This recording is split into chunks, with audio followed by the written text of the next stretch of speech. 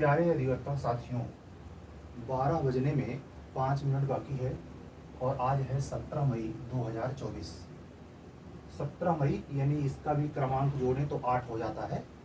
और शनि भगवान को प्रतीक मानते हुए श्री गणेश, मैंने इसका लिखने का काम तो बहुत पहले पूरा कर लिया था, लेकिन आज से दंड प्रक्रिया संहिता जो पुरानी थी 1973 वाली, उसकी जगह पर भारतीय नागरिक सुरक्षा संहिता 2023 अप्लाई की गई है।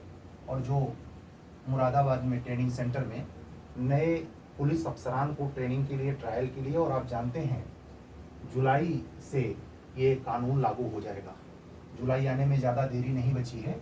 आप लोगों को भी यह एक्ट विधिवत पढ़ना चाहिए, यानी इसकी प्रायोरिटी रखनी चाहिए और पुराने वाले को पैरेलल कर देना चाहिए, ना कि उसके पैरेलल ये पढ़ें। इसको खूब पढ़ें और इसके साथ उसकी तुलना करें पुराने वाले की। आज तो प्रारंभिकी है क्लास की, लेकिन हम आपसे कहेंगे कि इसमें कुल 39 अध्याय हैं। तो अगर आप विधिवत अध्ययन करना चाहते हैं, ऐसा कि फिर दोबारा ना करना पड़े, तो आप इसके लिए रूलदार, जिसके पेजेस जो हों प्लेन हों, 39 पेज की कॉपी बनाइए। या आप जो ये 500 या 600 रुपये के आसपास, 350 से 600 के बीच में जो मोटा पेजेज आता है, उसके लिए भी आप इस्तेमाल कर सकते हैं प्लेन पेज। और हर चैप्टर का अलग नोट्स बनाइए। जैसे पूरी संहिता 39 अध्याय में गवर्नमेंट ने बनाई है, उसी प्रकार आपका निजी इसमें केस लॉ भी शामिल हो, उसमें मेंस के स्तर का भी नोट शामिल हो, और उसमें हर चैप्टर पर प्रारंभिक परीक्षा में क्या सवाल बन सकते हैं, खुद से वो आप जनरेट करिए। इससे फायदा क्या होगा कि आने वाले किसी भी परीक्षा में यह आपका सिलेक्शन हो जाता है, तो वहाँ ट्रायल में, क्रिमिनल ट्रायल का जो ये जानदार सब्जेक्ट दंड प्रक्रिया संहिता हुआ करता था, जिसका नाम सार्ट में भारतीय न्याय सुरक्षा संहिता BNSS के तौर पर ये पुकारा जा रहा है सार्ट में, जैसे वो CRPC हुआ करता था, ऐसे BNSS हो गया है। आज की क्लास में मैं सिर्फ चार्ट पर बात करने वाला हूँ कि ये जो डिवाइडेशन है, इसकी प्रासंगिकता क्या है। अगर आप किसी कानून का समग्र अध्ययन चाहते हैं और उसमें प्रबुद्ध होना चाहते हैं, विजिलेंसी चाहते हैं, तो हमेशा ध्यान रखें उसके दो चीज़ पर। एक जो इंडेक्स में चीज़ें दी गई हैं, उस पर बहुत गंभीरता पूर्वक अध्ययन करें। वो पलट कर झट से डिफिनीशन क्लास या चैप्टर नंबर 1 पर आने की जो हरकत आपकी अब तक एकेडमिक से अब तक रही है, उसको निकाल दें अंदर से, और इस पर इतना महत्वपूर्ण ढंग से काम करें। ऐसे कह सकता हूं कि आज की महज एक क्लास से आपको संयोग से UPHGS में अगर CRPC से 4 सवाल आता है, तो 4 के चारों यानी 100% आज के ही क्लास से सवाल आ सकता है। ये कोई आश्चर्य वाली बात नहीं, क्योंकि नई संहिता है और 4 सवाल से ज़्यादा वो पूछ नहीं पाएंगे। उनको 100 क्वेश्चन पूछने हैं 62 एक्ट से, जिसमें से एक एक्ट यह भी है। ये एक्ट ऐसा है जो केवल फर्स्ट पेपर में शामिल है, इसका सेकंड और थर्ड पेपर से लेना देना नहीं है। आप जानते हैं जो एविडेंस हम खत्म कर चुके हैं, उसको तीनों पेपर में HGS में रखा गया है। ऐसे ही जो पुरानी संहिता थी, उसमें कितने अध्याय हैं, कितनी धाराएं हैं, आप जानते हैं 484 धाराएं थी। उसको बढ़ा करके गवर्नमेंट ने 531 धाराओं में कन्वर्ट कर दिया है। इसमें 2 अनुसूची भी है। ये भी क्वेश्चन बन सकता है, कितनी अनुसूची हैं, कितनी धाराएं हैं, ये सब सवाल हैं। कुल 39 अध्याय हैं। ये तीनों एक प्रकार से सवाल हैं जो मैंने शुरू में ही लिखा है। ये जनरली आप जान जाएंगे। और ये चार्ट भी आपके हर बेयर एक्ट में, चाहे जिसकी बेयर एक्ट हो, इलाहाबाद लॉ पब्लिकेशन हो या CLA हो, इससे फर्क नहीं पड़ता, डिगलॉट कोई प्रकाशन हो, लेकिन ये मैं प्रेफरेंस दूंगा आपको बेयर एक्ट अगर रखें तो CLA का। उससे आपको नए एक्ट को पढ़ने में, वहां केस लॉ तो अवेलेबल नहीं है, लेकिन इसको उतना ही बेहतर पढ़ना है पुराने वाले को पैरेलल रखते हुए। जैसे रैंडम कोई भी चैप्टर उठा लेते हैं, मान लीजिए चैप्टर नंबर BNSS का 22वां समरी ट्रायल की बात करता है। अब आपको ऑलरेडी पुराने वाले में पता है चैप्टर नंबर, और नहीं पता है तो आप, जो मैं कह रहा हूं, क्या आपको मैं कह रहा हूं कि एक रूलदार कॉपी बनाइए। ये सबसे बेटर होगा, पेज से ज्यादा बेटर होगा। हर चैप्टर का यानी 39 कॉपी मार्केट से खरीद लाइए, और 39 कॉपी पे दोनों पेज के साइड में, जैसे एक साइड में आप अगर आप ये नई ला लिख रहे हैं तो उसके बगल वाली साइड पे आप पुरानी ला को कोड करते चले जाएं, नए का विवरण देते जाएं, तो बगल वाले चार्ट पर पुराने का चार्ट बनाते चले जाएं। आप जब भी रिवीजन करेंगे आपको दोनों संहिताएं, जैसा कि एचजीएस में दोनों रख दिया गया है, और इस बात की मैं कह रहा हूं 90 से 95% संभावना है कि दोनों ला एपीओ में भी रहेगा और जूनियर डिवीजन में भी रहेगा जो वैकेंसी आने वाली है। तो इसलिए इस ला को मैं पहली बार एक प्रकार से पूर्ण रूप से श्री गणेश करने जा रहा हूं, और पहला ही पेपर हमने दंड प्रक्रिया संहिता उठाया है। आपको मैं बता दूं कितना समय लगेगा मैं नहीं जानता, टोटल धाराएं 531 हैं, कितना मुझे इसको कुछ अंदाजा नहीं है। मैं शुरू कर रहा हूं और मेरी आदत में शुमार है कि मैं इम्पोर्टेंट नहीं पढ़ा पाता, और उसकी गलती यह है कि इस पेपर को पढ़ाते समय हमें, जैसा कि आप कहीं नहीं पाएंगे, मैं विधिवत पुलिस एक्ट और पुलिस रेगुलेशन में घुसूंगा अंदर तक। आपको भी तैयार रहना है। जब हमारा ये पेपर आप पढ़ेंगे तो आपके सामने डेस्क पर लेटे लेटे नहीं पढ़ेंगे, आप बैठें और वो उसको मेरा वीडियो ऑन करें, और आपके सामने बेयर एक्ट, पुरानी वाली सीआरपीसी का बेयर एक्ट और किताब, तथा पुलिस एक्ट और रेगुलेशन भी सामने होना चाहिए। अन्यथा इसके पढ़ने का मजा, यह आपको प्रक्रिया विधि की सही समझ बिल्कुल नहीं हो पाएगी। और हाँ, इसके साथ साथ सीपीसी की यानी दीवानी मुकदमे में क्या ट्रायल होता है, दीवानी मुकदमे की क्या कंडीशन है, इसका केवल हिंट होगा, डिटेल नहीं। इसका हर क्लास में हिंट होगा कि सीपीसी में ठीक दीवानी मुकदमे में यही प्रोसेस कहाँ, बस इतना जिक्र उसका पूरा डिटेल में नहीं करेंगे, ठीक है। और हर चीज क्रिमिनल की सिविल से मिलती भी नहीं है, लेकिन जहां मिलेगी वहां मैं, जैसा मैं एविडेंस में करवाता गया, आपको लिंक करने में सुविधा होगी। मान लीजिए आप इसी समरी ट्रायल में समन के बारे में कुछ लिख रहे हैं, तो आप क्रिमिनल में जो लिख रहे हैं उसके बारे में बीच की लाइनों में 4 लाइन में अगर आप सीपीसी के चैप्टर नंबर प्रोविजन को इंडिकेट करते हैं कि ऐसे यही प्रोसेस वहां अपनाया जाता है, तो आपका कोई कटेगा नहीं, आपका उत्तर भीड़ से अलग होकर मौलिक हो जाएगा। इसी चीज को ध्यान में रखते हुए जो स्टार्टिंग की क्लास है आपका इंडेक्स है, और मैं आपको इसी बहाने, ये अगर मैंने खुद से लिखा होगा, घंटे भर लगा है इस पर, फिर बोलने भी जा रहा हूं, क्या आपको इतना भी जरूरत नहीं महसूस होती कि खुद से ये करना चाहिए? ठीक है, आपने मुझे फी दिया है, मैं आपको पढ़ा रहा हूं, लेकिन आप ये सोचें, अगर आपका समर्पण इस अपने सब्जेक्ट के प्रति नॉलेज प्राप्त करने के लिए इंतहा तक नहीं है तो आपको नॉलेज मिलेगी नहीं। इसी नॉलेज का कोई भी वकील हो या टीचर फी लेता है, कोई डॉक्टर फी लेता है। क्यों लेता है? क्योंकि उसने तपस्या करके उसे अर्जित किया है।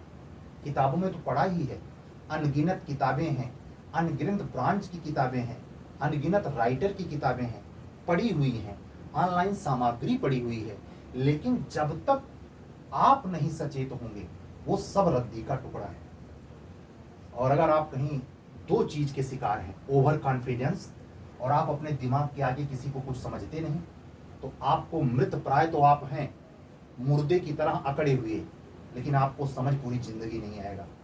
और आप लास्ट श्वास तक ये स्वीकार नहीं करेंगे कि टोटल गलती आपके अहंकार में थी, और आप दोष विषय को, व्यवस्था को, अध्ययन को, अन्य चीजों को देते रहे।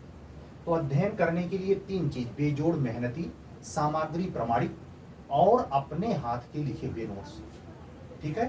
तो हम आज तो ऑलरेडी जो इसमें लिखा है आपके इंडेक्स में है, उसकी आप फोटो कॉपी करा के रख लें, इससे फायदा नहीं है।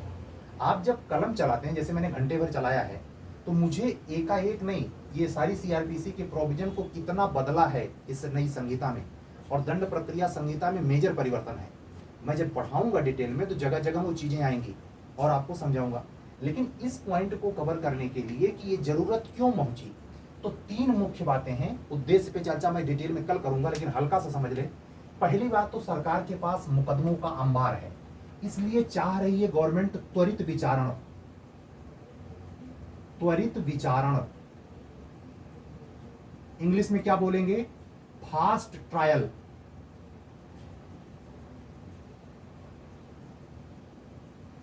मैं बताऊं अपने इलाहाबाद हाई कोर्ट की हालत, 98% खूसट वकील। मतलब अगर मेरा बस चले तो हाई कोर्ट में एक एग्जाम लेकर 90% की बत्ती गुल कर दूंगा। मैं खुद वहां, मुझे शर्म से गड़ जाना पड़ता है। कैसे बेहूदे बेहूदे किस्म के लोग, जिनको ला का कुछ नहीं पता है, फर्जी डिग्री लेके कलिया कोट पहन के घूम रहे हैं। ये मुकदमा क्या खाक लड़ेंगे? पूरा प्रयागराज सेटा पड़ा है और इसकी कोई व्यवस्था नहीं है। हाँ, मारपीट करना हो, किसी को झूठा फंसाना हो, किसी से चीटिंगबाजी करनी हो, इसमें माहिर है। केवल 2% के पास नॉलेज होता है। इसीलिए सुप्रीम कोर्ट का जो वकील होता है, एक दिन में कोई ताजुब नहीं 1 करोड़ रुपए कमा ले। क्या सुना? और कोई वकील ऐसा भी हो सकता है जो पूरा साल गुजर जाए और पाव भर गोभी खरीद ना पाए। ये सारा खेल नॉलेज का है। आपने कितना पढ़ा है और कितने टेक्निकल अध्ययन किए हैं आपने, इसी में आपको आभास होगा कि क्या आपने अभी तक, अगर आपकी उम्र 30 के ऊपर है, 35 के है, 40 के है, इंडेक्स को इतना गंभीरता से लिया? अगर नहीं लिया तो आपको लॉ पढ़ना नहीं आती। आप देखें, मैं इसमें इंग्लिश का एक वर्ड प्रयोग नहीं किया हूं, जबकि मैं ऐसे कोचरों को जान रहा हूं जो एक वर्ड इंग्लिश का नहीं जानते, बोर्ड पर इंग्लिश देते हैं, इंग्लिश लिख देते हैं, हिंदी में लेक्चर देते हैं, आपको मूर्ख बनाकर इंग्लिश मीडियम के बच्चों को अपनी तरफ खींचने का जाल फेंके हुए हैं। ऐसे किसी भी ऑनलाइन चैनल को लात मार दीजिए। अगर वो फुल्ली लेक्चर इन विदाउट एक शब्द हिंदी का प्रयोग किए, केवल इंग्लिश में बोल रहा है, तभी उसकी क्लास ज्वाइन करिए, नहीं तो नंबर 1 का फेंको इंसान है वो। जो लिख तो देता है इंग्लिश में और लेक्चर बोल रहा है हिंदी में, उसकी हिम्मत नहीं है, उसकी स्पेलिंग नहीं करेक्ट हो सकती, मैं गारंटी देता हूं उसकी। तो ये तजुर्बा कब आता है? जब या तो जिंदगी में खुद झेलें और या तो उस लेवल पर आप पहुंचे। केवल खरे साहब थोड़े इलाहाबाद हाई कोर्ट में है। 2% का मतलब, अगर 40,000 वकील हैं तो 40,000 का 2% कीजिए, हजारों की संख्या आ जाएगी। अच्छे वकील जिनको नॉलेज है, उनको खानदान पे मत जाइए कि इनके बाप दादा थे। बाप दादा क्या मतलब? अगर वो लड़का नॉलेज है, नॉलेज की वैल्यू होती है। आप ये क्यों कहते हैं कि कोई उसके परंपरा चली आ रही है, उसके बाप दादा? ऐसा कुछ नहीं होता। नॉलेज, अगर नॉलेज है तो चाहे जैसे है, और नॉलेज नहीं है तो चाहे जैसे नहीं है। इसलिए नॉलेज लेने के लिए बेसिक चीजों का बहुत बढ़िया नॉलेज होना चाहिए। प्रैक्टिकली जब आप फील्ड में उतरते हैं ना, आपके सामने पिटीशन आती है, रिवीजन फाइल होता है, अपील होते हैं, स्टे ऑर्डर हो रहे हैं, इंटरलॉक्यूटरी ऑर्डर हो रहे हैं, इसके बारे में एकदम जेन्युइन आपके माइंड में चीजें होनी चाहिए।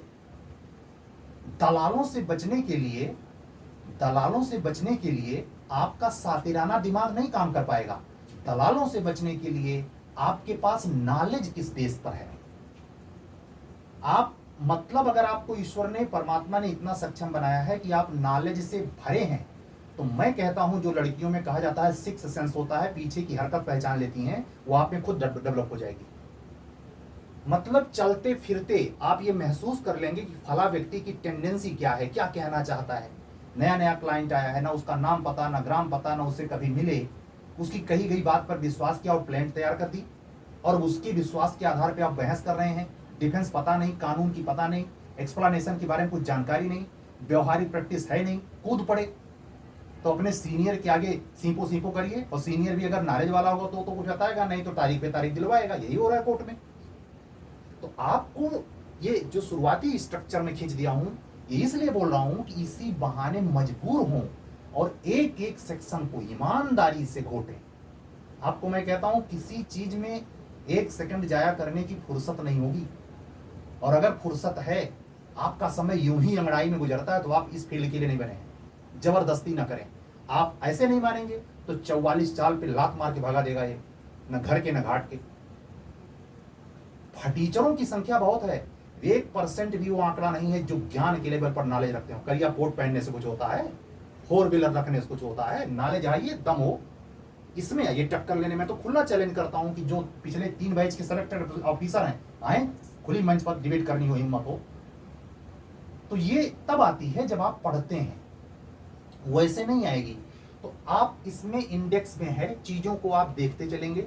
हम यहां सिर्फ एक बार रिवाइज कर रहे हैं, और इसकी मंशा, यानी कार्यपालिका की, होम मिनिस्ट्री की मंशा दर्शाते हैं। किस तरीके से उन्होंने काफी कुछ चेंज किया है। काफी कुछ चीजें पुरानी ही हैं, लेकिन उसका अनुक्रम बदला है, कुछ चीजों को उन्होंने इंट्रोड्यूस किया है। इस पर डिटेल में कर चर्चा करेंगे। आप नंबर 1 पे देखें, चैप्टर नंबर 1 जो प्रारंभिकी की बात करता है सेक्शन 1 से सेक्शन 4 तक है।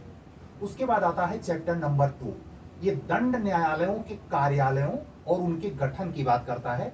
यह सेक्शन कुछ और हुआ करता था पुराने में, ये आप कंपेयर करेंगे, ये आपका काम है।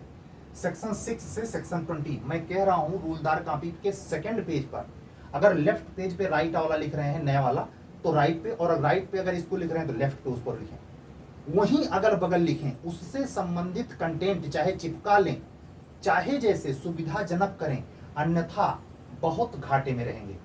मैं ऐसे कह रहा हूं, जब प्रीलिम्स का रिजल्ट तीनों में से सारे का आएगा तो यही नई संहिताएं आपको डुबाएंगी, समझ रहे हैं। इसलिए इसको, इस समस्या को जड़ से खत्म करने के लिए जरूरी है कि आप इस प्रोविजन का, इस जो एडवाइस मैं कर रहा हूं इसको फॉलो करें। अगर आपने पतली पतली 39 कॉपियों का एक नोट्स बनाया, आपसे पूछे ना फिर कोई, ये विशद योजना है जिस पर काम करने को मैं बोल रहा हूं। आगे देखें, चैप्टर नंबर 3 न्यायालयों की पावर की बात करता है, सेक्शन 21 से सेक्शन 29 है। फिर चैप्टर नंबर 4 आता है वरिष्ठ पुलिस अधिकारियों की शक्तियां और मजिस्ट्रेट तथा पुलिस की सहायता।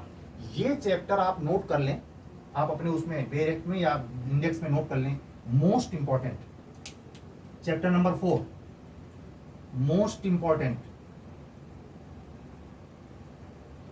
यहां से प्री और मेंस दोनों में सवाल पक्का।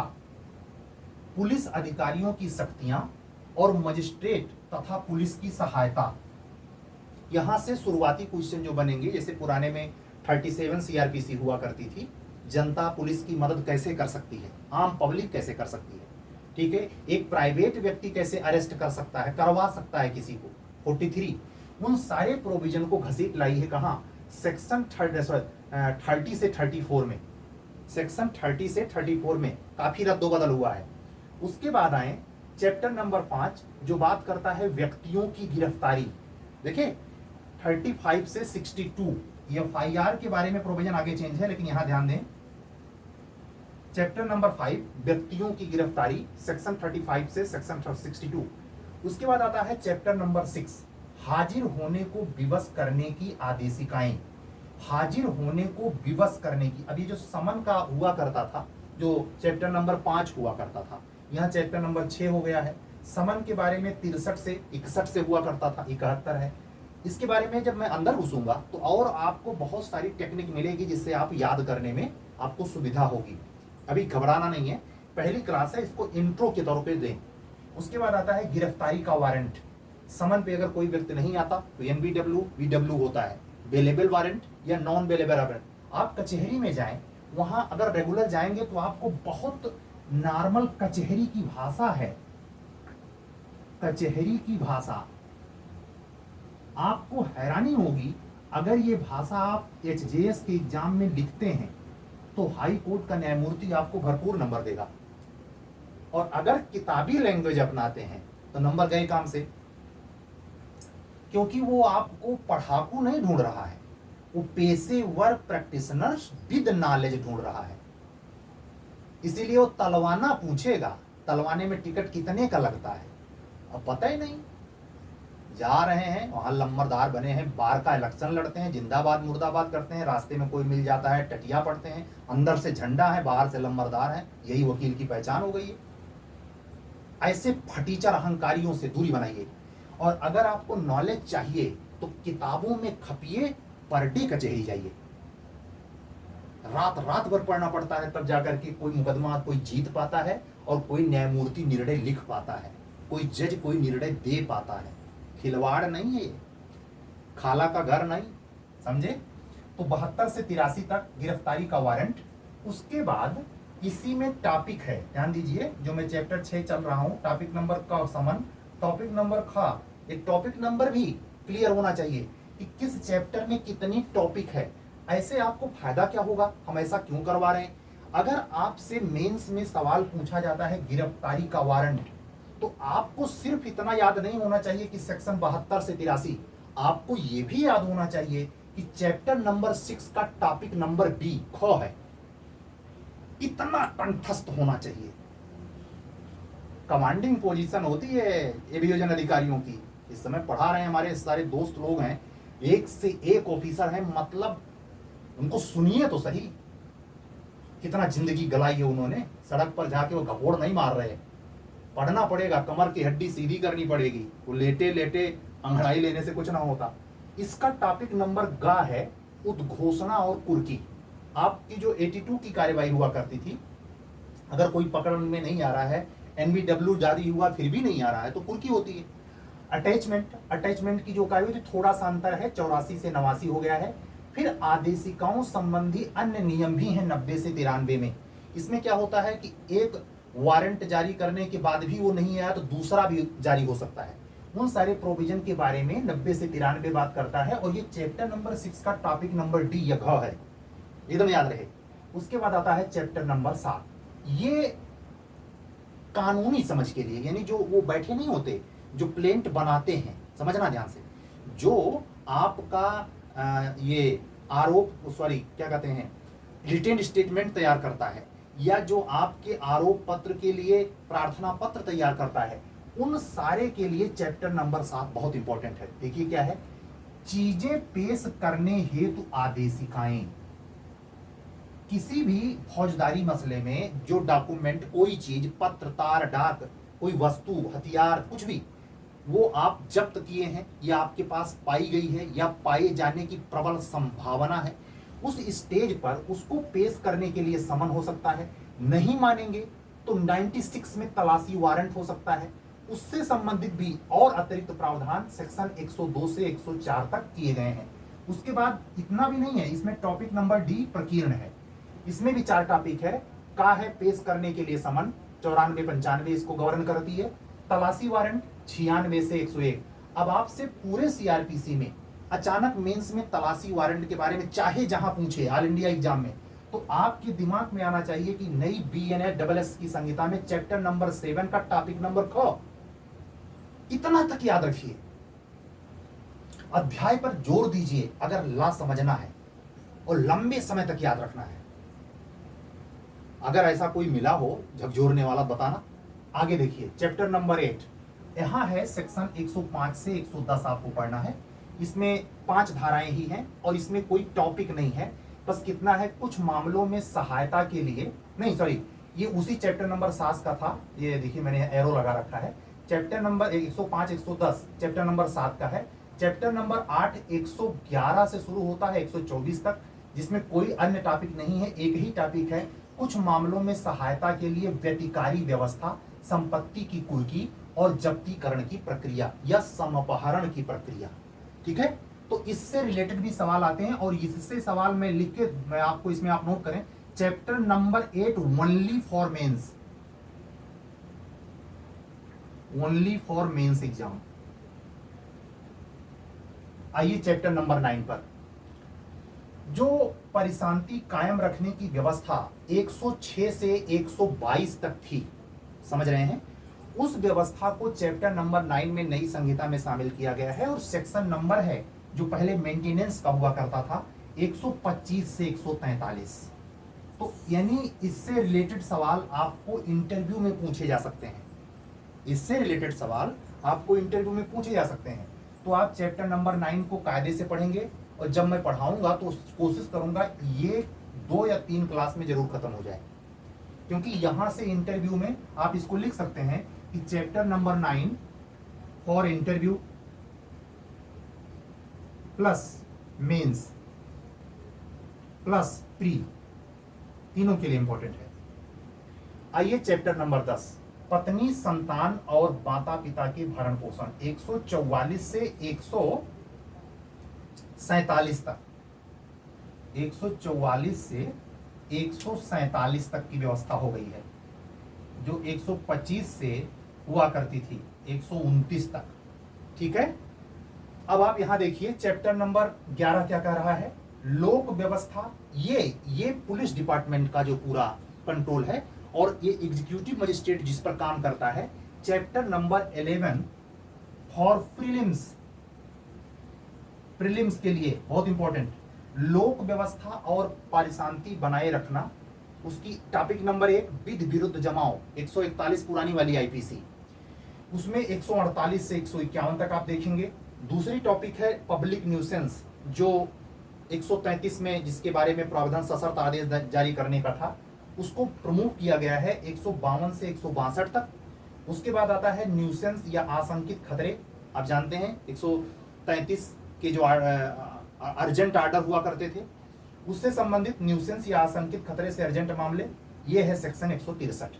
ठीक है, 163 में यानी चैप्टर नंबर 11 में ही ये टॉपिक नंबर डी है, अस्थावर संपत्ति के बारे में विवाद, जो पहले 145 में हुआ करता था। वो 145 बहुत बार मेंस में पूछा गया है, और आप इसके लिए लिखिए चैप्टर नंबर 11 का टॉपिक नंबर घ, अपने उसमें इंडेक्स में नोट कीजिए, only for mains, only for mains, most important है ये चैप्टर नंबर 11 का टॉपिक नंबर डी। ठीक है, अब आइए अध्याय 12 168 से 172 तक है। इसमें चीजें जो बताई गई हैं उसका मतलब है पुलिस के निवारक कार्य। यहां से केवल प्री में सवाल, या पुलिस रेगुलेशन से इसे अटैच कर दीजिए, चैप्टर नंबर 12 के आगे लिख दीजिए plus police regulation, police act and regulation. क्यों? पुलिस के निवारक कार्य 168 से 172 तक दिए गए हैं 4 सेक्शन में। तो आपको मान लीजिए एक्ट शामिल हो तो भी, ना शामिल हो तो भी 100% शामिल होगा। इसमें जब भी पुलिस एक्ट और रेगुलेशन से सवाल आए तो उसको आप दिखाएंगे कि बीएनएसएस का चैप्टर नंबर 12 कैसे घुसा पड़ा है। जब इसको पढ़ाऊंगा तो बताऊंगा। आइए चैप्टर नंबर 13, पुलिस की इत्तिला और उनकी अन्वेषण। अब एफआईआर वाला सेक्शन चैप्टर नंबर 13 में आया है। सोचिए, पुलिस को इत्तिला और उनकी अन्वेषण करने की शक्तियां, ये भी पुलिस एक्ट और रेगुलेशन दोनों इंक्लूड रहेगा इसमें। और ये है 173 से 196, यानी चैप्टर नंबर 12 और चैप्टर नंबर 13 दोनों पुलिस एक्ट और पुलिस रेगुलेशन के साथ पढ़े जाएंगे। उसके बाद आता है जांचों और विचारणों में। आप जानते हैं किसी मामले को आरोप तक लाने के लिए या मामले की चार्जशीट जब मजिस्ट्रेट के पास पहुंच जाती है तो मजिस्ट्रेट उसको क्या करता है? जांचता है, सही भी है, एफआईआर बनता है कि फर्जिए कर दिया है, कि उसके लिए पिटीशन लगेगा। समझ रहे हैं? तो वो जांचों और विचारणों में दंड और न्यायालय की अधिकारिता से रिलेटेड जो प्रोविजन नई संहिता में है बीएनडब्ल्यूएस में 197 से 209। उसके बाद आता है चैप्टर नंबर 15, कार्यवाहियां शुरू करने के लिए अपेक्षित शर्तें। यानी मामला अगर प्रोसीड करना है, ट्रायल स्टार्ट करना है, तो उसके लिए कुछ कंडीशन दिए गए हैं, जिसके लिए 210 से 222 धारा में प्रोविजन है।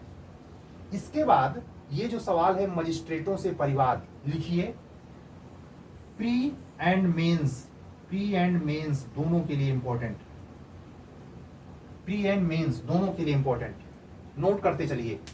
परिवाद 223 से 226 तक है। उसके बाद आता है चैप्टर नंबर 17, ध्यान से देखिए चैप्टर नंबर 17, मजिस्ट्रेट के समक्ष कार्यवाही का प्रारंभ किया जाना। आप जो कार्यवाही 202 का निर्गत आदेश, उसके बाद 203, 204, 205, 206, 207, 208 हुआ करता था पुरानी में, उसको उठा के लाके कर दिया है 227 में 233। ये सेक्शन पुराने में सेशन ट्रायल का हुआ करता था, समझ रहे हैं? और वहां अब लाके क्या कर दिया है? मजिस्ट्रेट के समक्ष कार्यवाही प्रारंभ किया जाना।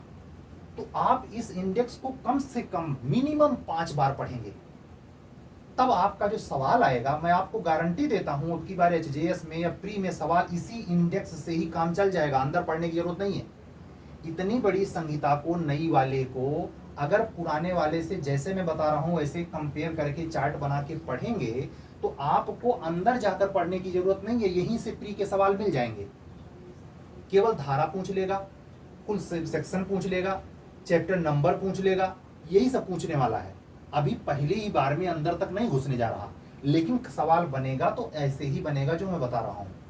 ठीक है, उसके बाद आता है चैप्टर नंबर 18, चार्ज फ्रेमिंग, जो 211 में हुआ करती थी, 211 पुरानी वाली, उसकी जगह पर देखिए कैसे किया है 234 से 240। इसकी इसमें क ख 2 टॉपिक है, एक आरोपों का प्रारूप सिंगल, एक आरोपों को जोड़ने की बात। यानी एक ही मसले पर जैसे क्या होता है, अभी यही एचजेएस का वो आया है, 2 एलिगेशन लग सकते हैं, कि हमारा उत्तर गलत है। मान लीजिए 10 कैंडिडेट ऐसे पिटीशन डाल देते हैं, तो उन सारे एलिगेशन को क्या करेगा, जोड़ देगा। ये क्या है, वो जो पक्षकारों का संयोजन है, यहाँ तो आरोपों का संयोजन की बात किया जा रहा है। अगर कई फ्रेम एक ही तरीके से लगे हुए हैं तो 241 से चार्ज फ्रेम 247 तक ये व्यवस्था दी गई है कि उसको जोड़ दिया जाए। अब आइए, सेशन न्यायालय जो 225 से 237 हुआ करता था पुराने में, उसमें ये डिफरेंस आया है 248 से 260 तक। ध्यान से देखिए, ये है सेशन ट्रायल नया वाला PNSS का। तो ये जब सेशन ट्रायल आप अपनी कॉपी में बनाए, यानी चैप्टर नंबर 19 की सिंगल एक कॉपी, उसमें चैप्टर नंबर 20 नहीं रहेगा। ये करके देखें और ऐसा बन जाएगा महाराज, आप कहीं सफल हो जाएंगे, वो कॉपी आपकी बहुत काम आएगी। हम लोगों की पेशे में खासियत क्या है, पढ़ के भुला नहीं जाना है। SDM बनने के बाद केवल वही 2-4 चैप्टर पढ़ लीजिए, पुलिस बनने के बाद कोई खास पढ़ाई नहीं रह जाती। लेकिन कानून में अगर आप प्रोसिक्यूशन साइड में जाना चाहते हैं या जज बनना चाहते हैं, दोनों स्थिति में आपको जिंदगी भर खूब पढ़ना है और आपके एकेडमिक लेवल पर पढ़ी गई पढ़ाई बहुत काम आती है। इसीलिए कह रहा हूं अभी से सतर्क हो जाइए। दूसरे के बूते नहीं कि जब आप कुर्सी पा जाएंगे रिजर्वेशन के सहारे तो अपने यार मित्र से पूछ करके गवाही कराएंगे, हद हो गई। ऐसे तमाम ADJ हैं, इनको मैं चिरकुट चंद मानता हूं कि मतलब कुर्सी बैठे हैं धोधा, दिखाते हैं अपने आप को लड़ाऊ साटम, और जजमेंट लिखने के लिए मित्र को फोन करके आर्डर कैसे लिखें हमको पता ही नहीं है। दुर्भाग्य है व्यवस्था का। तो आप इस नौबत से बचने के लिए मेहनत करें। समरी ट्रायल 248 से 260। उसके बाद यहां देखें, प्रथम कक्षा के नीचे चैप्टर नंबर 20 है, ये मजिस्ट्रेटों द्वारा वारंट मामला। अब वारंट मामला में 2 प्रकार का होता है, आप जानते ही हैं, ये कभी कभी इंटरव्यू में पूछता है।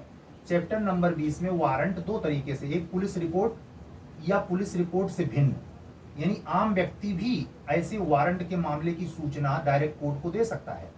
ठीक है, तो दोनों प्रकार के मामलों का ट्रायल गौर से देखें।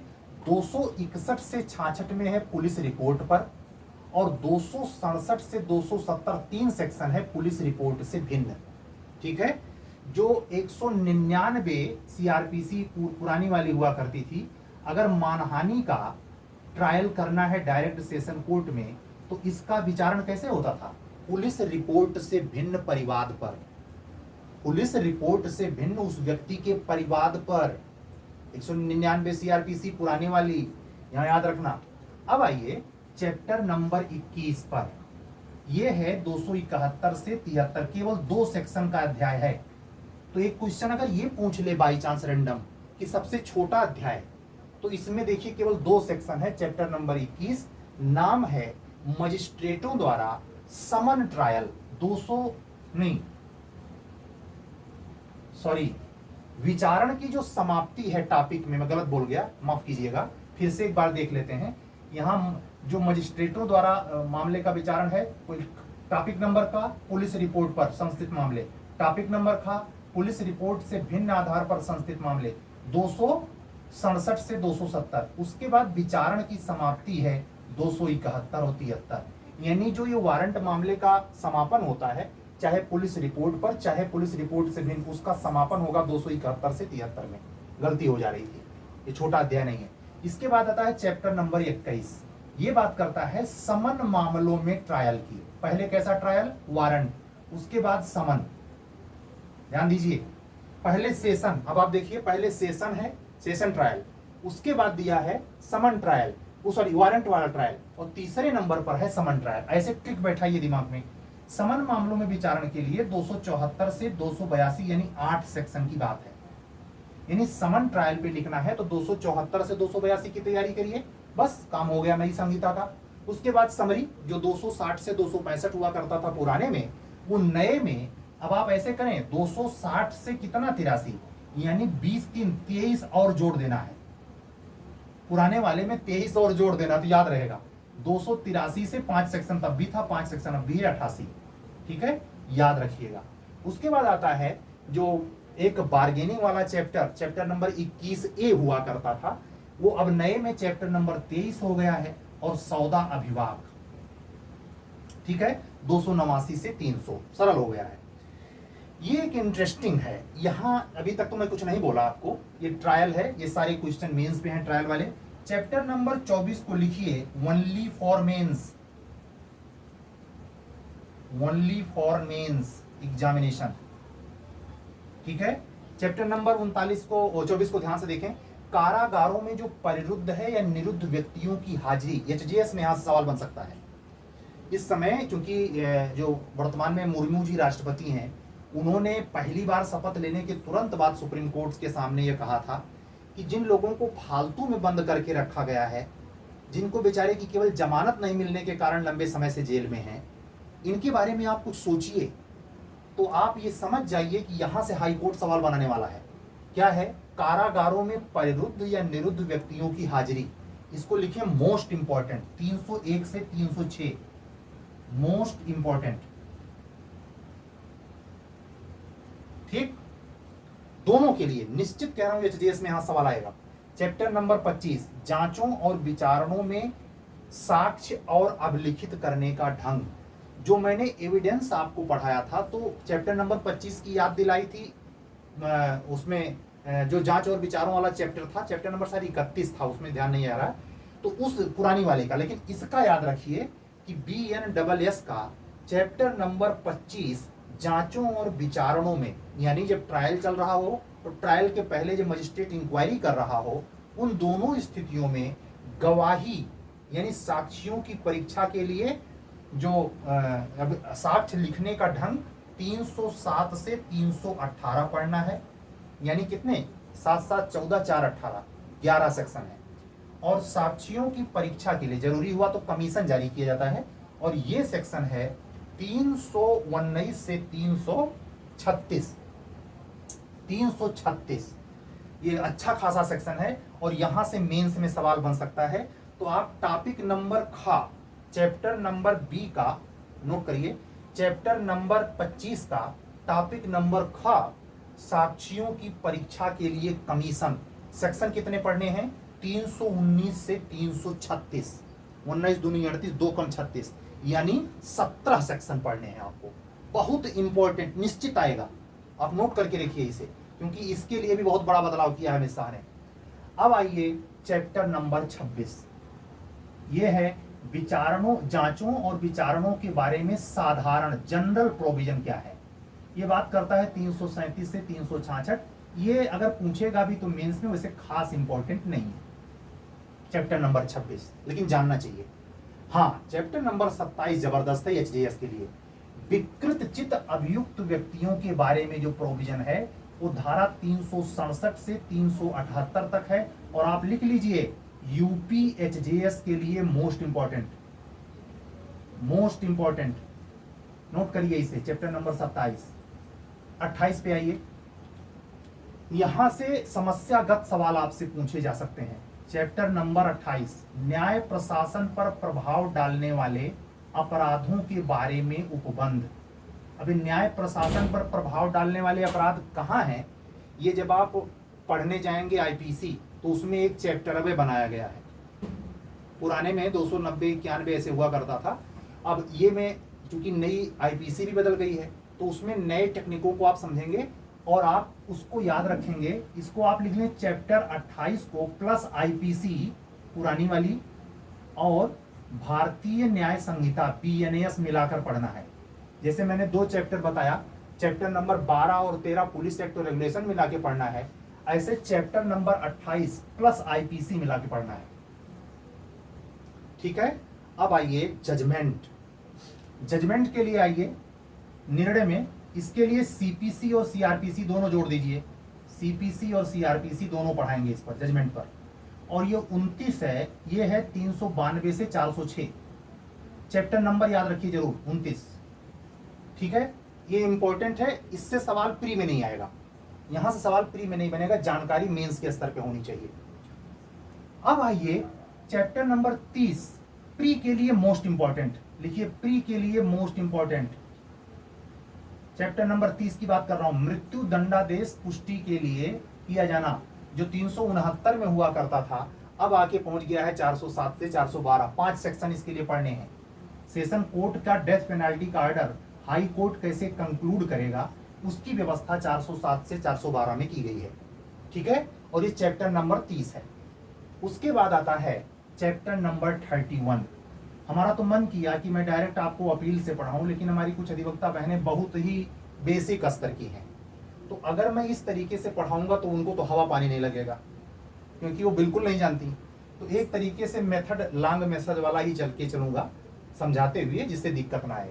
अपील के लिए जो प्रोविजन हुआ करता था 373 से 378 तक, ये वैसे स्पेशल प्रावधान था, वो बढ़ा करके हो गया है 413 से 435, 413 से 435। ठीक है, ठीक। अब आइए निर्देश और पुनरीक्षण। सेशन कोर्ट निचली अदालतें किसी मसले पर राय नहीं बना पा रही हैं, कानून नहीं समझ में आ रहा है, तो हाई कोर्ट की राय लेने के लिए निर्देश, और कोई मामला गड़बड़ है पक्षकार जाएंगे रिवीजन में। ये व्यवस्था 436 से 445 में दी गई है, चैप्टर नंबर 32 में। यहां से लिखिए, चैप्टर नंबर 33 और 32 दोनों के लिखिए। प्रीलिम्स एग्जाम के लिए मोस्ट इंपॉर्टेंट, प्री के लिए most important, most important prelims 32-33 दोनों। इसमें मामले का, जिस अदालत में आपका मुकदमा दाखिल है, कोई ऑब्जेक्शन है, उसका जुरिडिक्शन नहीं है, या जो जज है उसी का मसले में रिश्तेदार है, फलाना ढिमका, तमाम कारण होता है। तो ये प्रोविजन जो पुरानी सीपीसी में सेक्शन 25 में कल हम बता रहे थे, और 406 से 407 तक जो पुरानी सीआरपीसी में बता रहे थे, वो प्रोविजन 406 के यानी सीधे 40 सेक्शन बढ़ गया है, 446 से 452, याद रखिए 446 से 452। अब आइए चैप्टर नंबर 34, दंडादेशों का निष्पादन, निलंबन, परिहार व लघुकरण। समझ गए? ये मेंस के लिए मोस्ट इंपॉर्टेंट। चैप्टर नंबर 34 को लिखिए, मेंस के लिए मोस्ट इंपॉर्टेंट। और इसमें लिखिए चैप्टर नंबर 34 में कॉन्स्टिट्यूशन के साथ मिला के पढ़ना है, कॉन्स्टिट्यूशन, संविधान के साथ मिला के चैप्टर नंबर 34 पढ़ना है। खास करके राष्ट्रपति और राज्यपाल वाला चैप्टर जो आता है, उसमें मृत्यु दंडादेश के निष्पादन, निलंबन, परिहार और लघुकरण की बात आती है। यहाँ सरकार करती है, कुछ व्यवस्था हाई कोर्ट के लिए भी है, और ऐसे ही ये अधिकार किसको दिया गया है? राष्ट्रपति क्षमादान दे सकता है, उसके संदर्भ में भी बातचीत यहाँ होगी। तो ये जो सेक्शन है, पहली टॉपिक है मृत्यु दंडादेश का, तो वो है सेक्शन 453 से 456, केवल 3 धाराएं शामिल हैं। उसके बाद आता है टॉपिक नंबर ख, कारावास का, 457 से 60, इसमें भी 3 धाराएं शामिल हैं।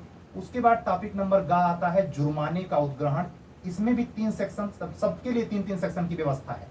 अगर डेथ पेनाल्टी है या लाइफ इम्प्रिजमेंट हुआ है, कोई भी सजा हुई है, उसको एग्जीक्यूट कैसे किया जाए, उसके लिए जनरल प्रोविजन आपको 465 से 471 लिख लीजिए, मोस्ट इंपॉर्टेंट। 465 से 471 मोस्ट इंपॉर्टेंट। ये 34 वाला तो मेंस के लिए है ही, लेकिन उसका टॉपिक नंबर घ, निष्पादन के बारे में जनरल प्रोविजन, वो 465 से 471 बहुत ही इंपॉर्टेंट है। और टॉपिक नंबर आखिरी अंगा या ई, दंडादेशों का निलंबन, परिहार और लघुकरण, ये मोस्ट इंपॉर्टेंट है। कॉन्स्टिट्यूशन के साथ यही मिला के पढ़ाऊंगा, 472 से 477। ठीक है, इसमें राष्ट्रपति और राज्यपाल के द्वारा क्षमादान, लघुकरण वो जो किया जाता है, उसको भी ऐड करके पढ़ाऊंगा। और इसमें एक मशहूर केस है 2014 में सुप्रीम कोर्ट का, Shatrughan Chauhan versus union of India. ये बहुत जबरदस्त जजमेंट है निलंबन, परिहार, रिवीजन पर। जो क्षमादान करता है राष्ट्रपति, उसका पुनर्विलोकन हो सकता है। उसके बाद आता है चैप्टर नंबर 36, संपत्ति का, नहीं 35, सॉरी छूट जा रहा था बहुत मेन, बेल लिखिए, ओनली फॉर, नहीं प्री मेन दोनों कर दीजिए। चैप्टर नंबर 35 को प्री और प्लस मेंस दोनों के लिए, यानी अगर जमानत के बारे में जानकारी लेनी है तो चैप्टर नंबर 35 पढ़ना है, और सेक्शन नंबर 478 से 496। उसके बाद आता है चैप्टर नंबर 36, संपत्ति का व्ययन, यानी जो संपत्ति जब्त की जाती है उसकी जरूरत पड़ने पर अगर कोई देने वाला नहीं है तो सरकार अपने पास थोड़ा रखती है। अब तो नई व्यवस्था कर दी गई है, 497 में 505 उसको बेचा भी जा सकता है। अटैच की हुई प्रॉपर्टी, उस संपत्ति में दोनों शामिल है, चल अचल दोनों। उसके बाद आता है चैप्टर नंबर 27, अनियमित कार्यवाहियां, इररेगुलर प्रोसीडिंग्स। इसके लिए है 506 से 512। उसके बाद 37 के बाद आइए चैप्टर नंबर 38, कुछ अपराधों का संज्ञान करने के लिए परिसीमा, जो 468 में हुआ करता था, ध्यान दीजिए, वो व्यवस्था हो गई है 513 से 519, लिमिटेशन। इसको आपको परिसीमा विधि के तहत, यानी chapter number 38 plus limitation act, note करिए, लिमिटेशन एक्ट 1963, इसको मिला के पढ़ाएंगे।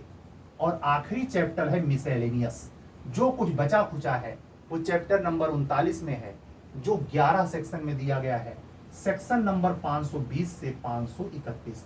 टोटल कुल कितनी धारा है? 531। हमको लगभग घंटे भर लिखने में लगा है, जितना बोलने में लगा है वो तो रिकॉर्डेड हो गया है। अगर आप इसी मेरे वीडियो को एक बार अपने डायरेक्ट में सारा चिन्ह निशान लगाकर रेगुलर अगर 5 बार सुने तो आपके प्री के कोई क्वेश्चन, गारंटी देता हूं, प्री के कोई क्वेश्चन चाहे एचजेएस में, चाहे एपीओ में, चाहे जूनियर डिवीजन में गलत नहीं होंगे इस बार वाले। आज का वीडियो पूरा कैसा लगा, ये पहली क्लास, आप कमेंट करके बताइएगा। सत्यमेव जयते।